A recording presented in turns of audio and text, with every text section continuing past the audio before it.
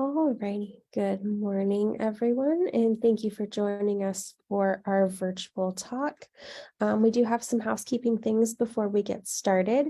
We ask that you please keep yourselves muted throughout the presentation. If you have any questions, please feel free to type them into the chat box at the bottom of your screen, and our speaker will be happy to address any questions or comments at the end of the program.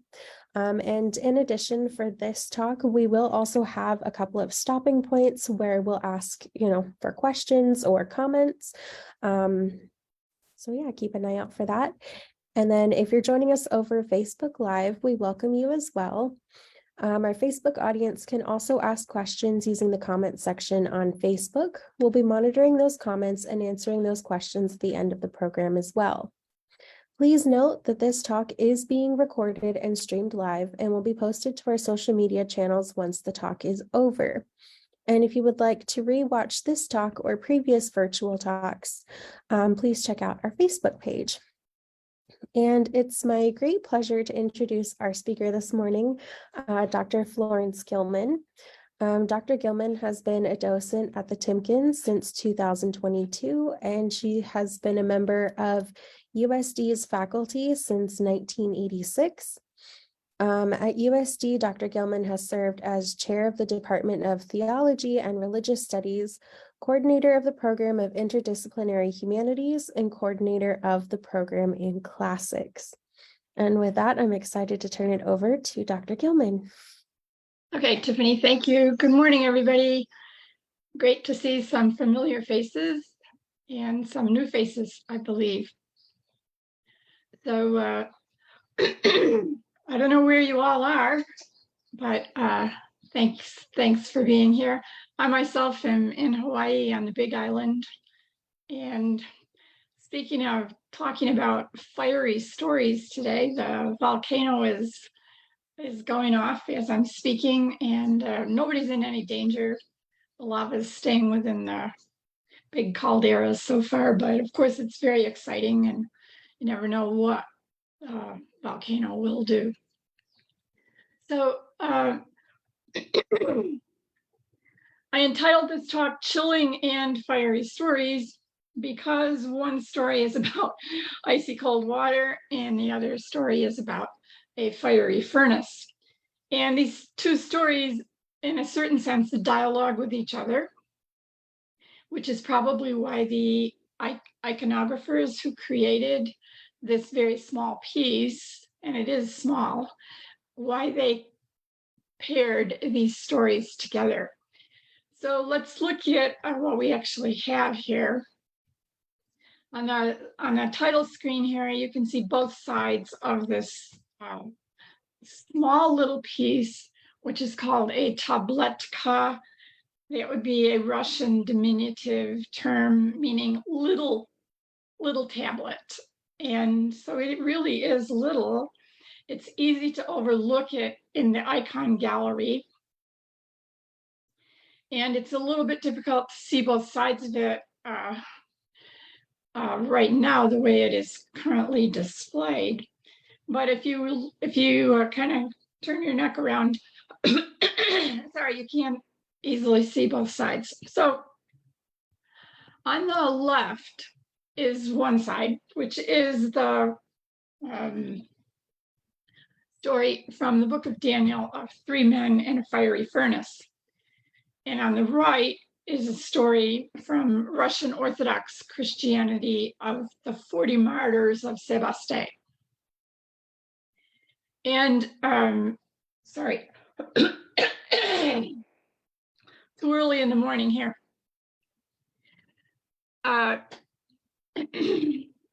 So this two-sided piece is from the school of the Russian icon school of Novgorod, which is one of the most famous schools of icon painting. This one is 15th century, so sometime in the 1400s.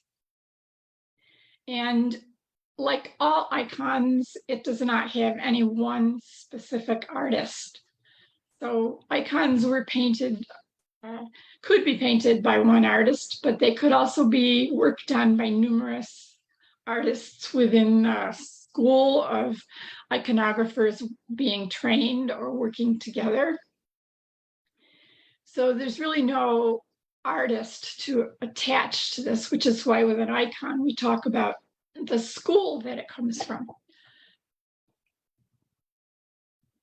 So the Timken's website has some very interesting and actually quite comprehensive information about this. First of all, it points out, yes, it's a double-sided icon. So you can make it stand up and it's sort of like this, sort of like a triangle. And it probably sat on a draped lectern. It probably was only brought out at certain times, maybe for certain feasts in the Russian Orthodox Church calendar. And a person would go up to it very close. There probably would be a candle next to it. And a person would go up to it and look very closely at the icon and think about the story represented. Like all icons, the theory behind it is very different from, for example, pictures in Western Christianity. The theory behind icons is very much to invite a person into the picture, to invite a person to come into the picture, to literally observe what happened and to react. So in other words, to join in the action in some way. So this particular little piece may also have been, because it is so portable, it may have been something that was carried around to various officials or wealthy people, officials in the church, to see if they would like to commission a large icon of one of these pictures. So it could have been used in that way, sort of like you used to maybe get a book of wallpaper patterns. Remember that, where you could leaf through the wallpaper patterns? Okay, yeah. Well, then you would order what you wanted. This could have functioned that way also.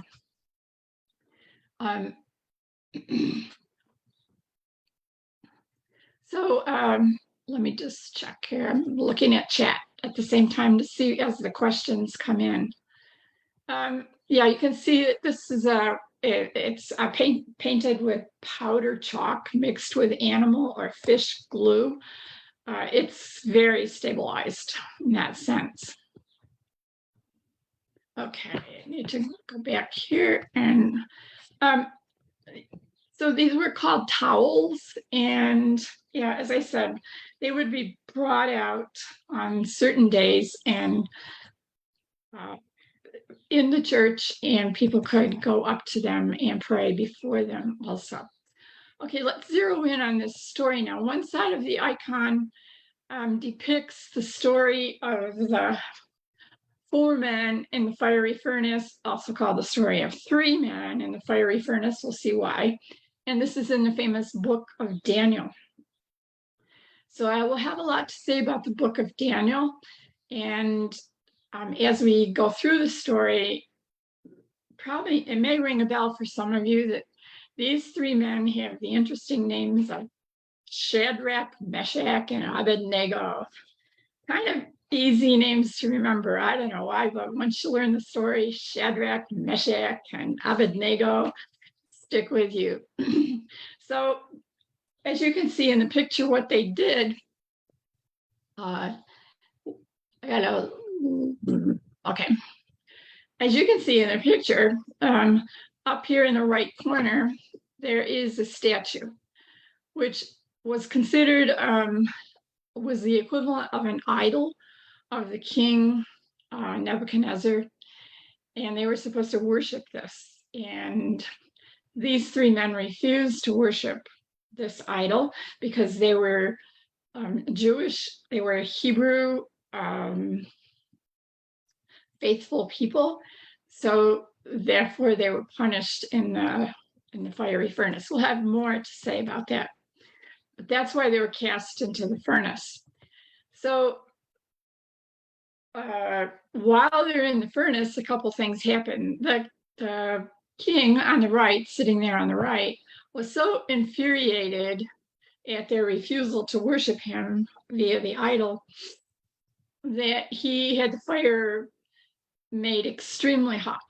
And they kept fueling the fire, with the result that actually the people who were fueling the fire for the king, who you can see down here at the lower part, these officials actually died from being near the fire.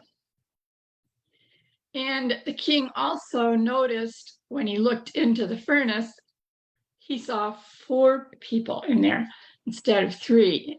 And he's in consternation. He says, I put 3 men in there and I see 4, realizing that the 4th was an angel, as you see in the depiction. And therefore he had the 3 men removed and had let them go. Now, who are these 3 men, and why is he dealing with these 3 in particular? Well, this is the period of the period depicted is a period of Babylonian domination of what we call the Near East. And this included domination of the people of Judah. But one of the common things to do was to increase diplomacy with areas that were conquered. So the Babylonians had brought into exile, and the Assyrians before them had done the same thing, brought into exile many of the people from Israel and Judah.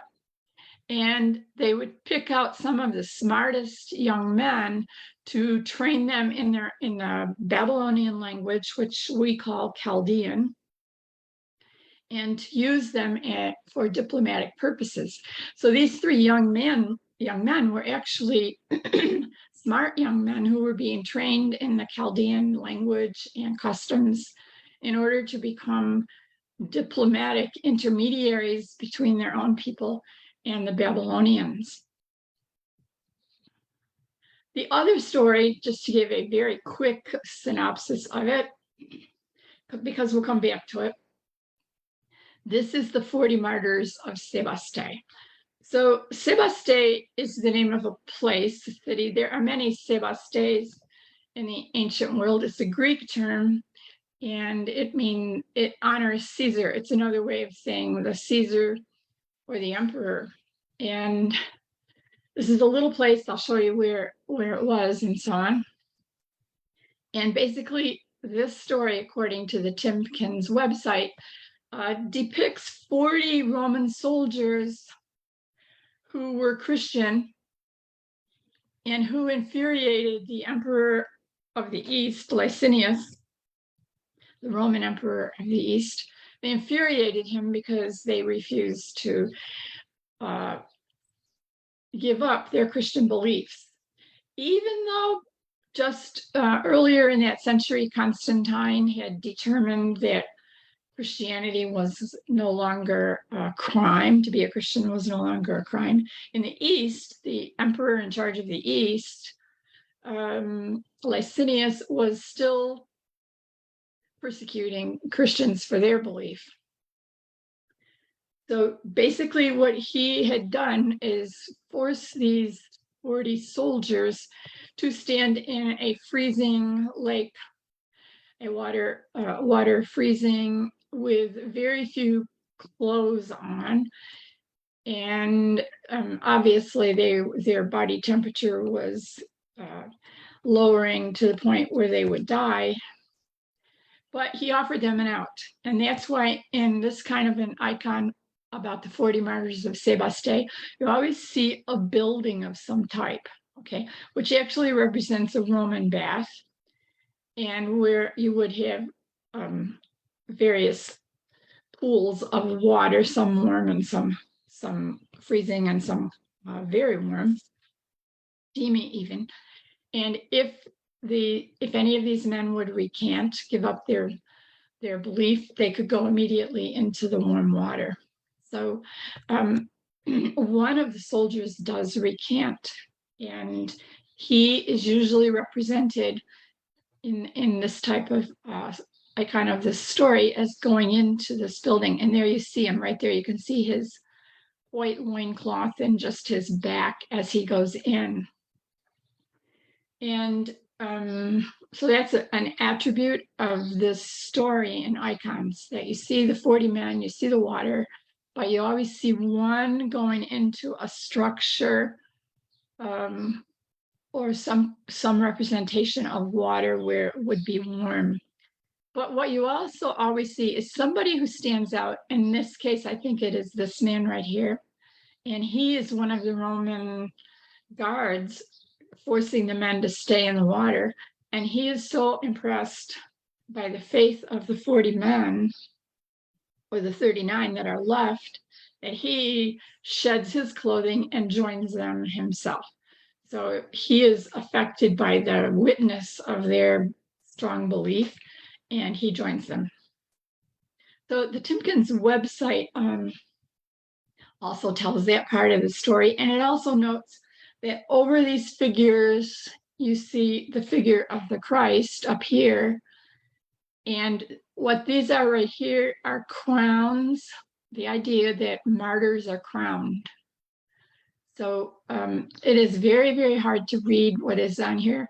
I have looked at it in the best resolution I can, and I cannot see for sure what it says. It's also kind of hard to count the crowns, but there should be 40. And the idea of the crowning is pretty interesting, because later on it comes up in Orthodox wedding ceremony, where there's the idea that if you are faithful to each other in your wedding, you will receive the crown as martyrs do. Okay, now let's go into this a lot more deeply and see what the implications are, and also the big question of why are these two stories paired, and what are the big issues behind these stories for both ancient people and contemporary people. So I want to talk a minute about the book of Daniel, because it's both a strange book. Sections of it are very popular. Children learn stories from the book of Daniel in Sunday school and Hebrew school. They learn the more exciting elements. They don't necessarily learn the profound theological elements that adults see in the stories. But anyway, let's look at this book a bit. So it's extremely famous for the story, not just of the 3 men in the fiery furnace, but Daniel in the lion's den. That one is really famous. We'll look at that in a minute. I need to point out that Jewish and Christian Bibles view this book differently in this sense.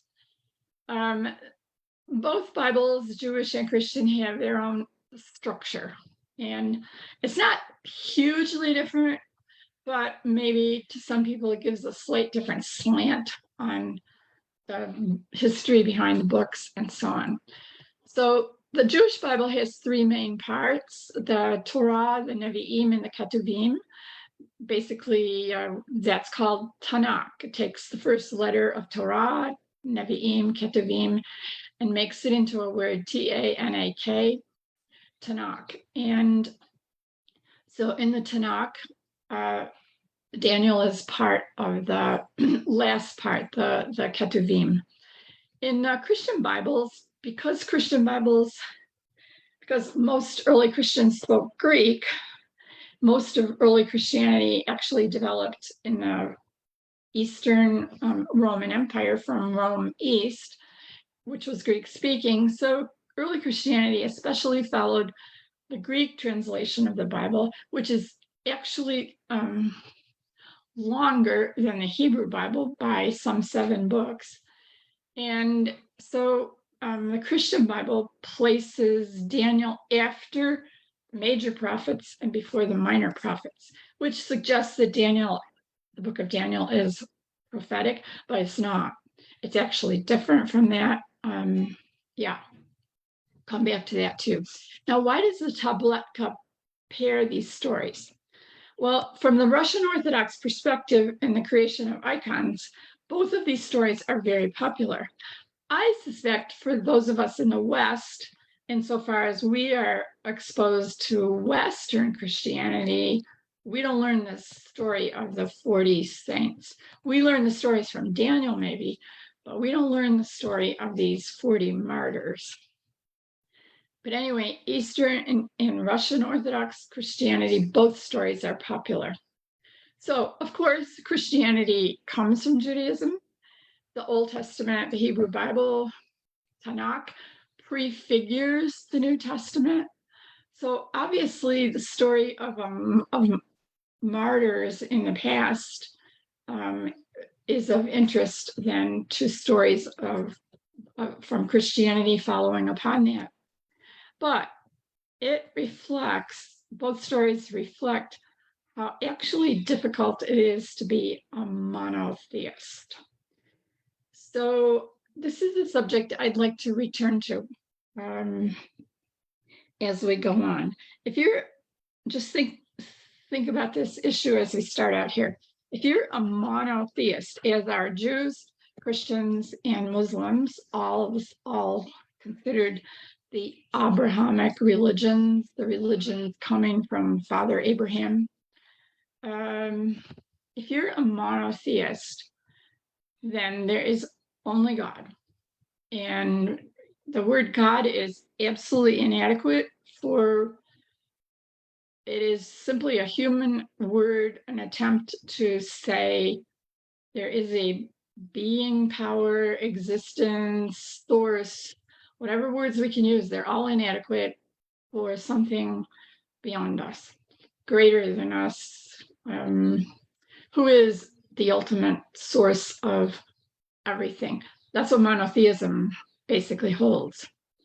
Well, the reason that's hard is it's then hard to explain why bad things, evil things happen. Why does this ultimate reality allow these things? And how does this all get worked out? And how can poor, distraught human beings get help and so on? So if you're a polytheist, it's a lot easier to explain because then you can point out that there is perhaps a good God or gods and bad gods, and human beings get caught in their fights and so on. But monotheism doesn't go in that direction. It's very different. Okay, in theological terms, we call this the problem of God. So for monotheists who believe there is one ultimate existence greater than we are, there's a lot of problems, not just one, a lot of problems trying to figure out why does evil exist? Why is it not stopped? And on and on. Okay, we could come back to that, but the point is, when you're a monotheist also, you may not worship anything else. You may not place anything else before God. So both of these stories, of course, are concerned with the temptation to worship other gods, to worship humans as godlike, and so on. So the book of Daniel has some interesting additions, and which we find in the Greek version. The Greek version is longer than the Hebrew version. And in chapter 3 of the Greek version, thus the Catholic and Orthodox version, there is more information about the three young men, called the Prayer of Azariah and the Song of the Three Young Men. But it also contains some really interesting stories, such as the story of Susanna. So here I put in a painting by Artemisia.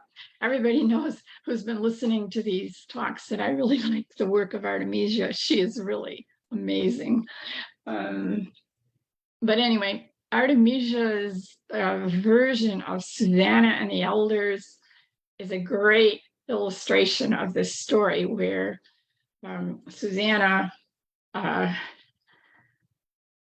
well, the whole story of Susanna and where these elders are trying to, of course, rape her. That's a story for another day, but notice how wonderful Artemisia's painting is. And notice that the story of Susanna is in the Greek version, thus the Catholic and Orthodox versions. By the way, when I say something's in the Catholic and Orthodox version, that does not mean that Jewish scholars don't study it just as much as everybody else. Jewish biblical scholars, Catholic biblical scholars, Orthodox biblical scholars, Protestant biblical scholars, we all study everybody's texts. It's just that some are, quote, canonical, actually in the Bible, and others are part of the literature outside, and canons get chosen for historical and even somewhat political reasons. So we all study all this literature. Anyway, yeah, the additions to Daniel are considered canonical by Catholics and apocryphal by Protestants. But as I just said, we all study all this stuff. And in the Dead Sea Scrolls, there's even more stuff about Daniel-related stories than is in anybody's Bible. So there's a richness to it. Now, is Daniel a prophetic book? Because I told you in the Catholic canon and the Orthodox too, then Daniel comes between the major and minor prophets. No, he's different. Looks prophetic, but in fact, that's problematic because he has all these great stories, folk tales, but he has these visions of the future, which are apocalyptic. And by apocalyptic, we mean these visions portray what will happen at, quote, the end with a capital E. Okay, so you have this deep sense in the later books of the Hebrew Bible that there is an ultimate end, an ultimate judgment coming, in which God will break into human history in a way like never before. That sense in Judaism and thus in Christianity lasts from 200 BCE to 200 AD. So those 4 centuries, both traditions, Judaism and Christianity, are extremely apocalyptic. So we call it an apocalypse. It's the only apocalypse in the Hebrew Bible, and it's paralleled in the New Testament by the book of Revelation. I put one view of Bernini's Daniel in this slide, and notice down in the lower left where you have the friendly lion with his licking Daniel's feet. I don't know if any of you remember the actor Bert Lahr, who was very good at looking like a lion, but it reminds me so much of Bert Lahr. Yeah, so we'll look at the other vision or the other angle of the statue in the next slide. But please notice that, of course, a friendly lion is a wonderful attribute in anything related to Daniel. Yeah, so apocalyptic literature tries to reveal heavenly secrets about the future. Apocalyptic literature is characterized by strange, fantastic scenes, visions, very bizarre imagery, and so on. That's Daniel. Okay, and it sees that there is an ultimate solution to the terrible questions for monotheists about why evil and when does evil ever get defeated, and is there really justice? Okay, this apocalyptic literature, okay, sees that the punishment of the wicked and the deliverance of the just is somehow beyond this historical reality. So you can see why in both the Hebrew scriptures and Christianity too, it's pointing toward a conviction that there is more than what we see in this life. So this is very different from the prophets, because the prophets were people of this world, you might say, only. They weren't thinking of an existence beyond the grave other than, the souls being in the underworld, neither punished nor rewarded. Apocalyptic has taken a big step beyond that, and we see it then in the book of Daniel.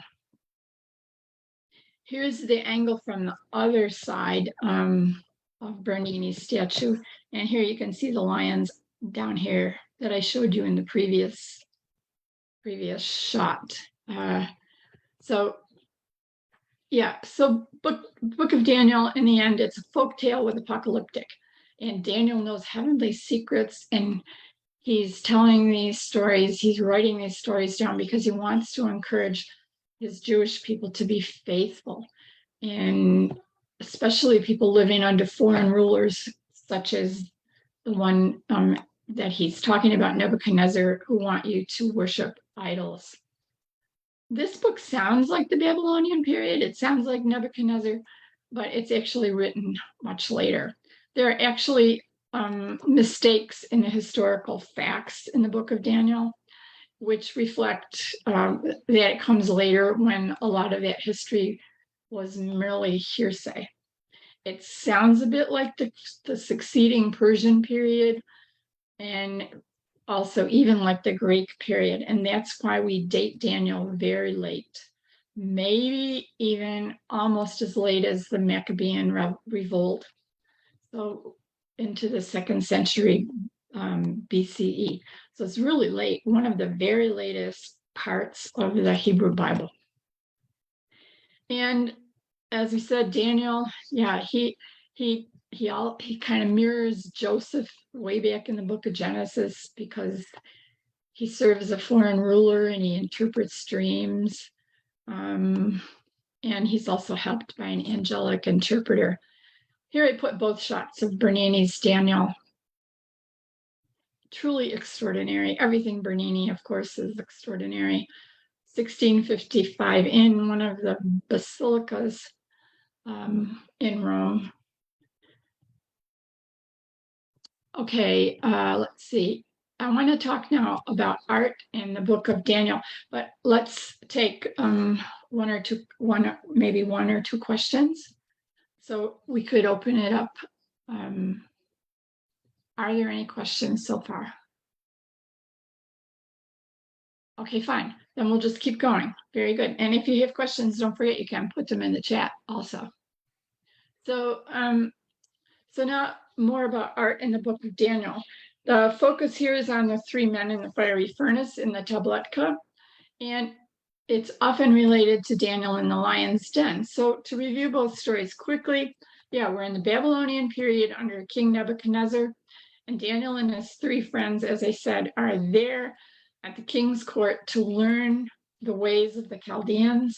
And they actually had Hebrew names, Hananiah, Mishael, and Azariah, but their names get changed to the more famous Shadrach, Meshach, and Abednego. So there was a feast. There was a great dinner held by Nebuchadnezzar's supposed son, Belshazzar. That's one of the historical mistakes. He was actually his grandfather. But anyway, Belshazzar held a huge dinner, a huge festival. And during it, strange handwriting appeared on the wall. And strangely also, only Daniel could read it. And these words are very famous, Mene, Mene, Tekel, Parsin. Some translations say Paris.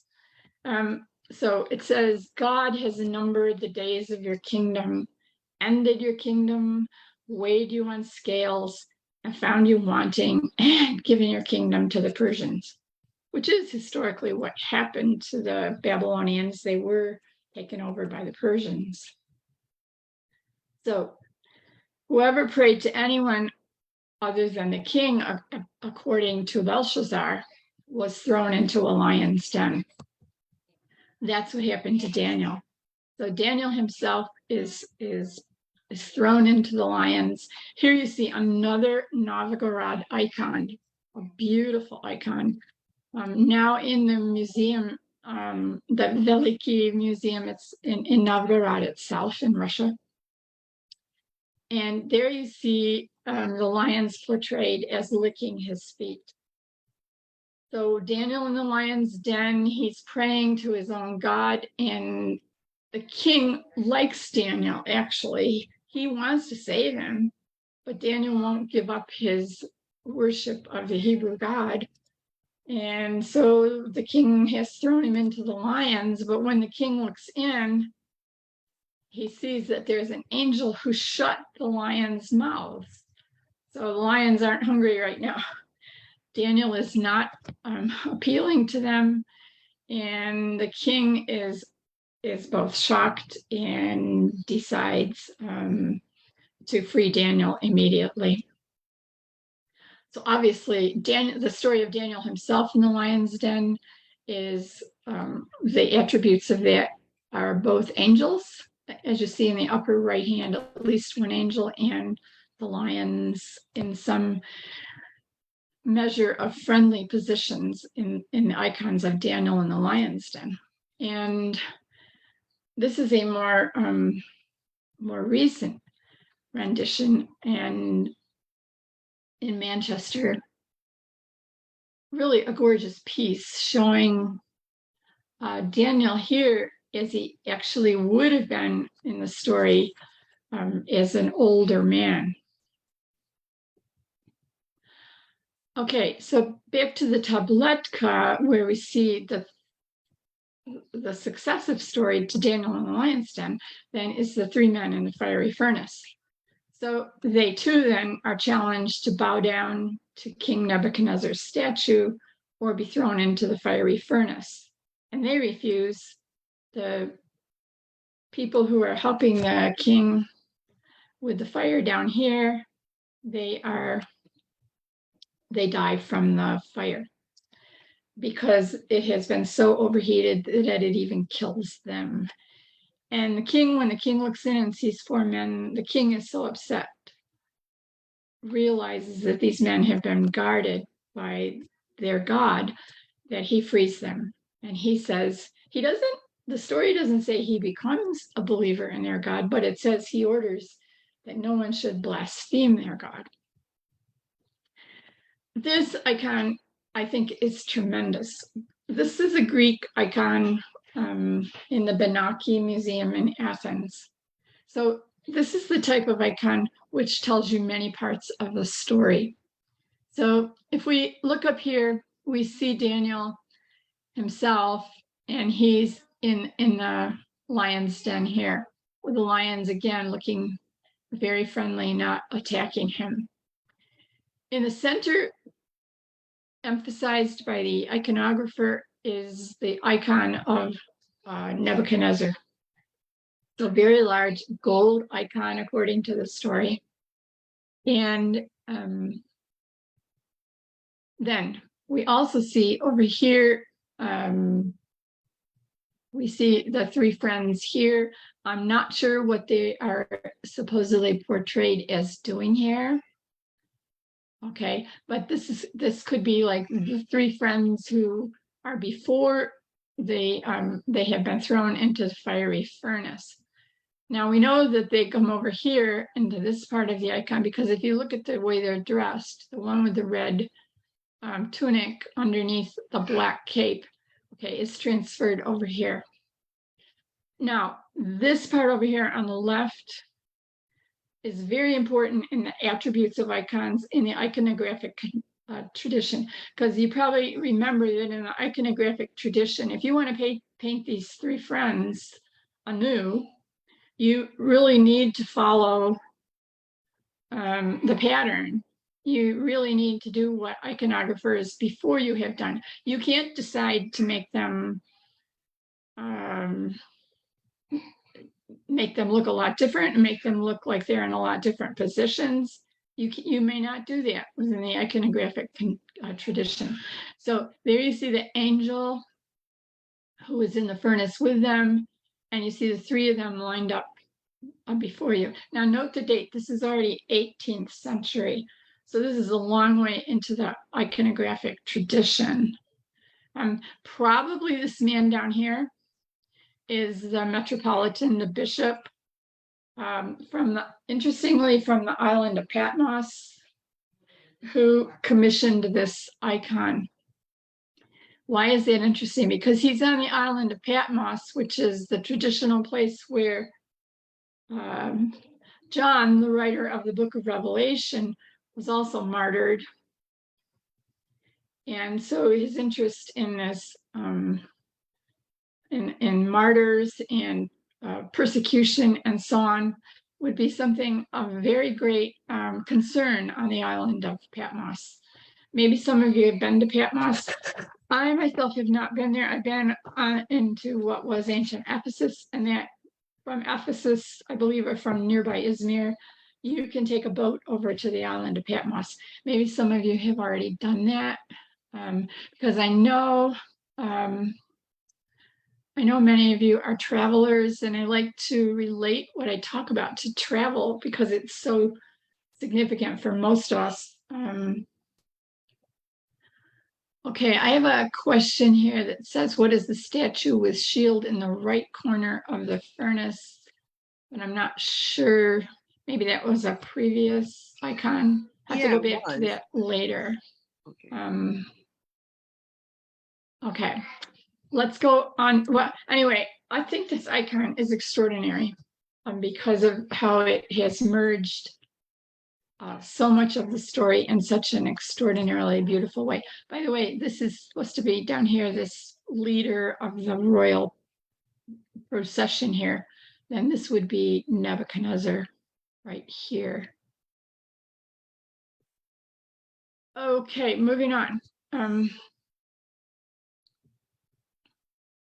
Now here you see, going way back to the 13th century, here you see that same necessary iconographic representation of the three men. So you have to have that angel behind them, and then you have to have the three men. And this shows them then in a fiery furnace. I'll go back. So that's this idea right here. Okay, so these are the attributes the iconographer must follow if he is to represent the three men in the fiery furnace.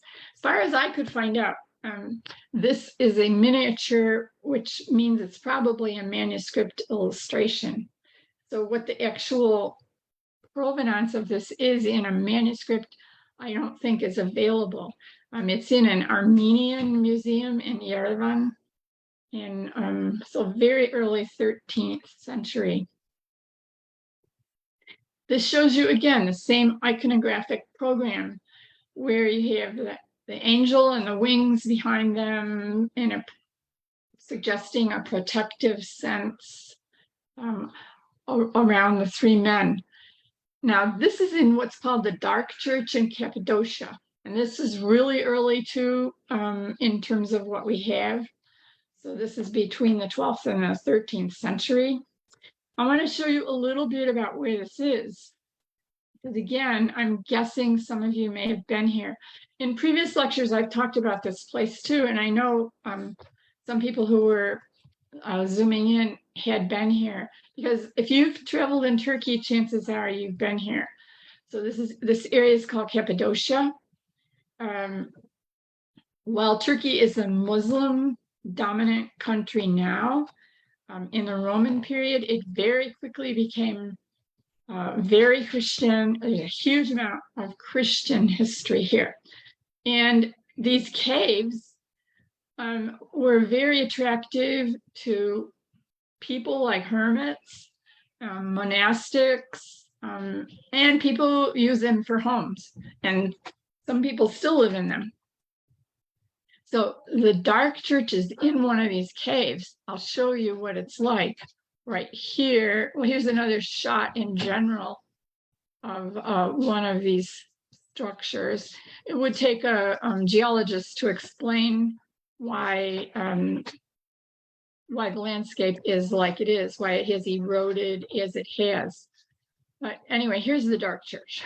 So the church itself, you can see, is 11th century.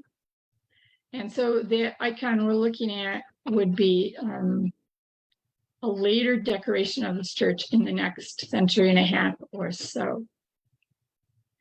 So huge amount of study is done of these churches. There are many archaeological as well as artistic studies that one can access to understand what's going on here. I will show you one other thing about one of those churches in a minute, but the last picture I wanted to show you of the three men in the fiery furnace is actually from the catacombs. This is one of the oldest pictures of the three men in the fiery furnace. So this is in the catacomb of Priscilla in Rome. And notice that it has a dove up here. So the Holy Spirit now. See, this is now a very Christianized version of the story, which suggests that the Spirit of God is the protector of the three men. And notice that the fire is colorful, but it doesn't appear to be all-consuming. And the other details of the story are not here in this. Under different light, yeah, this looks different under different light.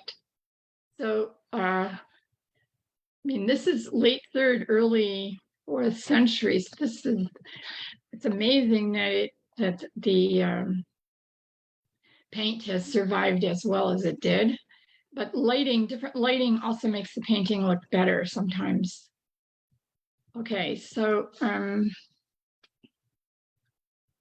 think the last thing I wanted to show you about the three men in the fiery furnace is the Louvre's little triptych. It's really little. This is about 5 inches by 4 inches. So it must have been made as a personal possession for someone as a triptych, folded in and could easily be carried around. Perhaps some kind of preacher would carry it around.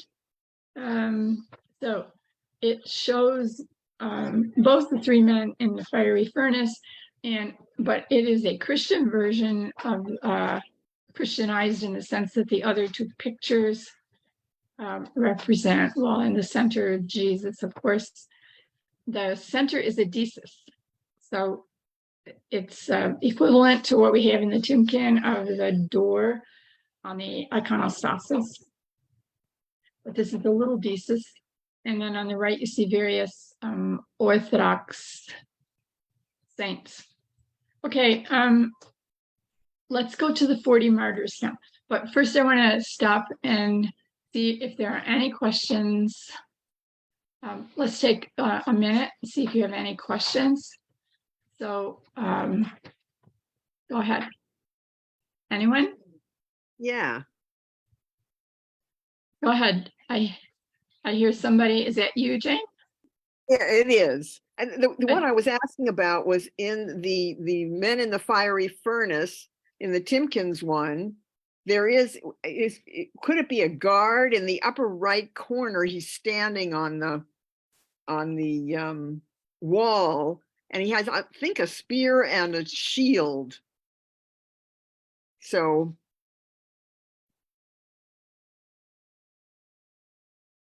oh no. Oh no, he's on a pedestal. Yeah, who is that? Oh, that's the idol. So that is the gold idol of the king. That's the statue.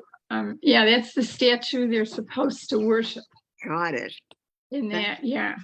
Yeah, good question. It's not as suggestive as it is here, because here the dominant figure right there in the center that your eyes are drawn to is the gold statue, but that's what it is. Thanks. Good. Yeah, good question. Okay, any other questions? You're awful quiet out there today. Okay, let's move on. So the other side of the screen of the Timken's tabletka. Just a second, I'm checking one thing here. Okay. The other side is the 40 martyrs of Sebaste. And so we already talked a little bit about the basic story. And the attributes of this icon, insofar as an iconographer would want to repeat it, are of course the 40 men, the house or the building, the Roman bath type building where where someone could escape, and the one person escaping here, and then the replacement of the number 40 by the Roman guard.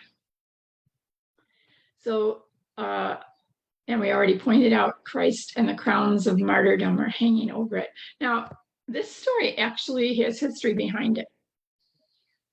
And so here we are looking at Asia Minor, what we call Turkey, in the Greco-Roman period. And you can see Sebaste right here. Do you see that? This is the Sebaste we're talking about. Like I said, there's a number of Sebastes, because if you were a local king and you wanted the emperor to think well of you, then you had to do things to honor the emperor, and one would be to name a city after the emperor. Yeah, so anyway,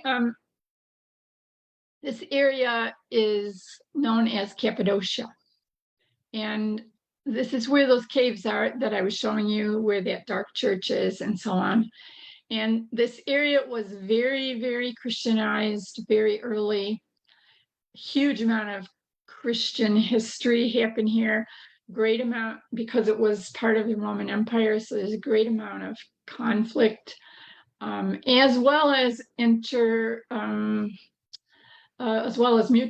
what do I want to say, effects by the Romans on Christianity and Christianity on the Romans. So this is also the area of what are known as the Cappadocian Fathers, who are among the people of early Christianity, writers from whom we have a huge amount of data. We have a lot of their texts, and we can learn a huge amount of history from them. So anyway, one of the most famous of those writers is a man named Basil.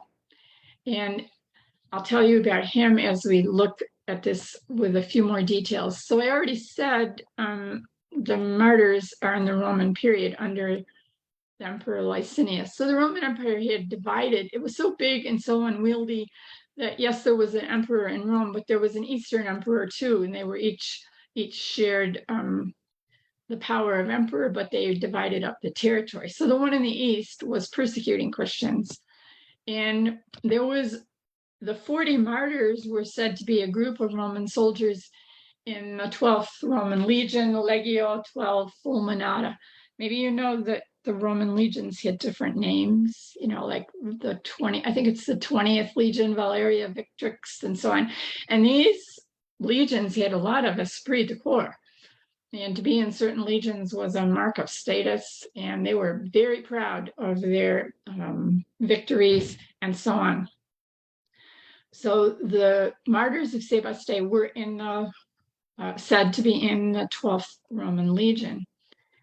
Their martyrdom was dated at 320, and it took place, as I said, in Sebaste, which was part of the Roman region called Lesser Armenia.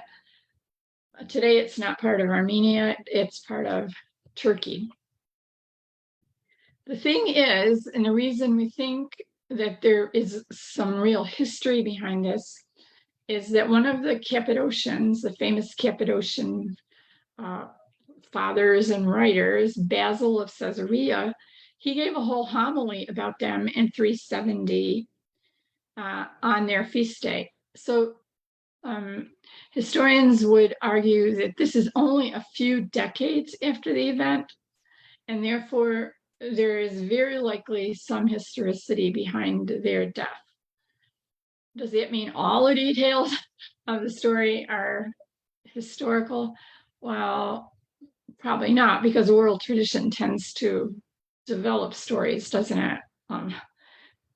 But the fact that he preached about this only some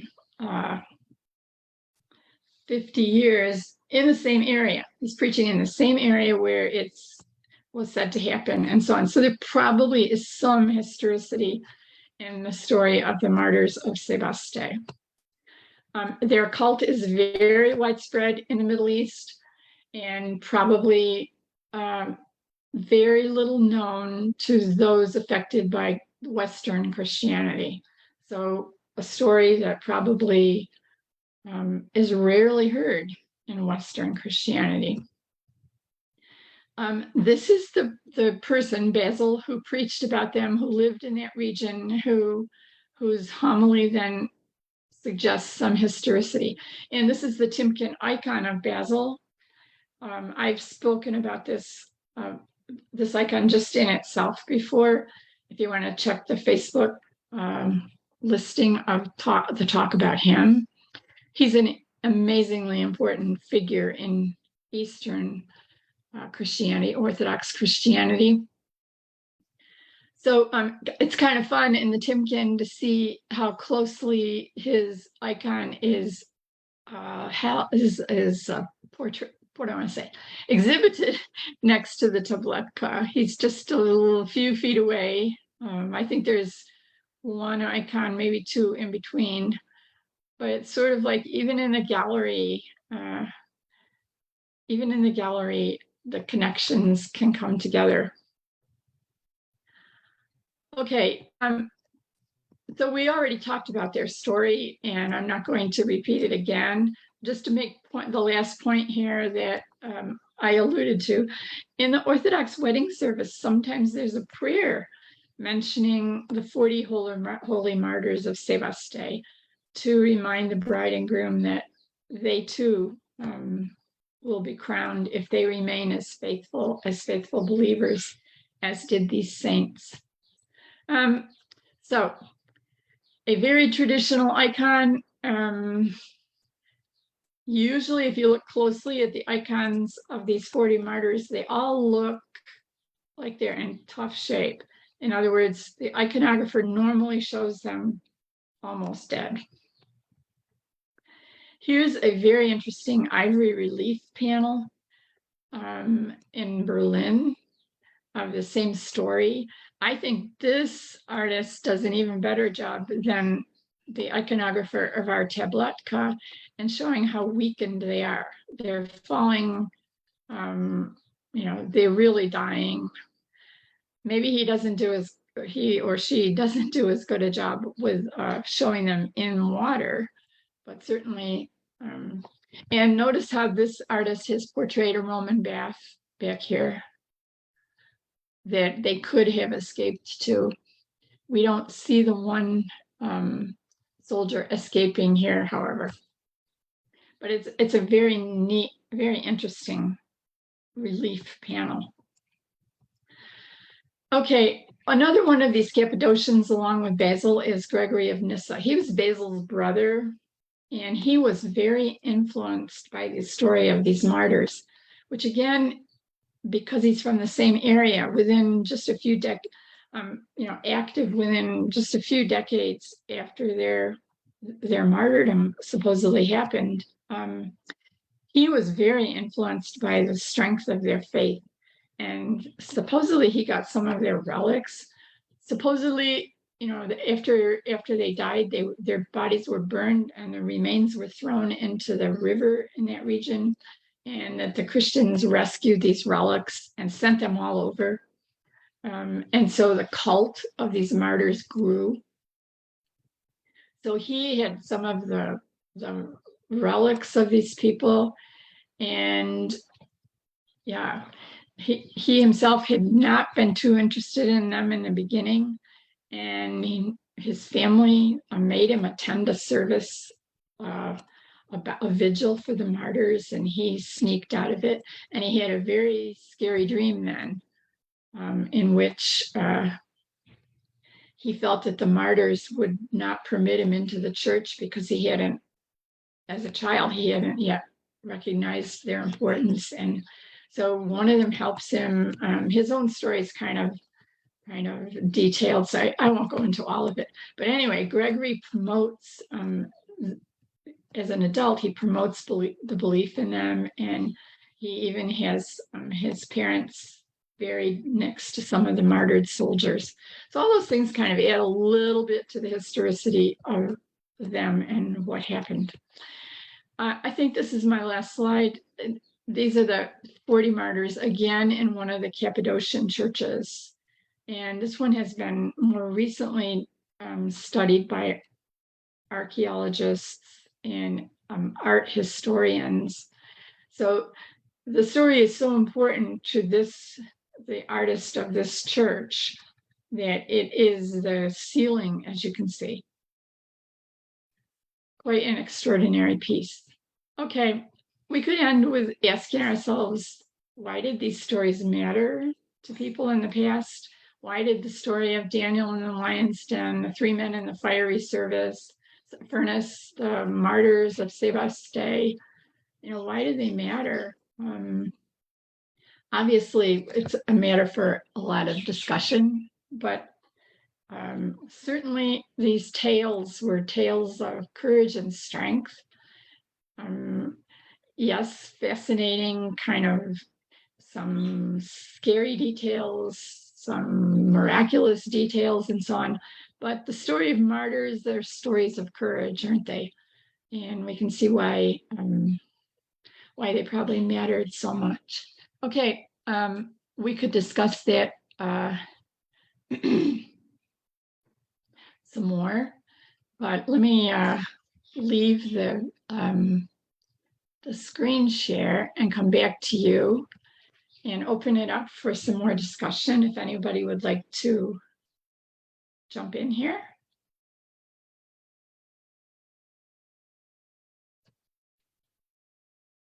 I think we're out of time also. So thank you for Zooming in today, and I look forward to seeing some of you around the Timken and others wherever. So thanks, Tiffany, and bye-bye, everybody. Thank you, Florence. This was, as always, fascinating. Oh, thank you, Jane. Thanks for zooming in. Sure. Bye. Bye now. All right. And with that, again, thank you so much, Florence. That was a great talk. And if you would like to know more about our upcoming events, please check out our Timken or check out our event page on our website. And we hope you can join us again for our next lecture, which is scheduled for Thursday, June 22nd.